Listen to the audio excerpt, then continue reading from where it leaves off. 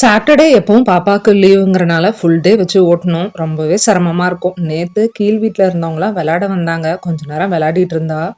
Evening மேல அப்படியே மழை வர மாரி இருந்தது. ஏதாவது பஜ்ஜி சாப்பிடலாம் போல இருந்தது. வீட்ல மொளகா பஜ்ஜி இருந்தது. அத வச்சு பஜ்ஜி ரெடி பண்ணிட்டேன். வீட்ல வீட் பிரெட்டும் இருந்தது. அத வச்சு பிரெட் பஜ்ஜி ஃபர்ஸ்ட் டைமா ட்ரை பண்ணி பார்த்தேன். எனக்கு என்னமோ இந்த மொளகா பஜ்ஜிய விட பிரெட் பஜ்ஜி தான் சூப்பரா இருந்தது. பிடிக்கவும் செஞ்சது. பிரெட் பஜ்ஜி வெளியில நல்லா கிறிஸ்பியா, உள்ள அந்த பிரெட்டோட சாஃப்ட்னஸோட சூப்பரா இருந்தது சாப்பிடும்போது. ஒரே ஒரு பிரெட்டுக்கு மட்டும் தான் மாவு இருந்தது. பேசாம பிரெட் பஜ்ஜியே ஃபர்ஸ்ட்டு நெறைய போட்டுருக்கலாம் போல. பஜ்ஜி போண்டானாவே நமக்கு எப்பவும் இஞ்சியும், ஏலக்காவும் தட்டி போட்டு டீ தான். சூப்பரா ஈவினிங் ஸ்நாக்ஸ் சாப்பிட்டு முடிச்சுட்டு பக்கத்துல இருக்க பெருமாள் கோவிலுக்கு கிளம்பி போயிருந்தோம். புரட்டாசி மாசங்கிறனால எப்பவும் விட கோவில்ல அதிகமா கூட்டம் இருந்தது.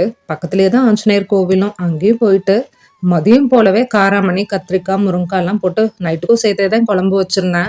சிம்பிளா ரைஸ் மட்டும் வச்சு டின்னர சாப்பிட்டு முடிச்சுட்டோம்.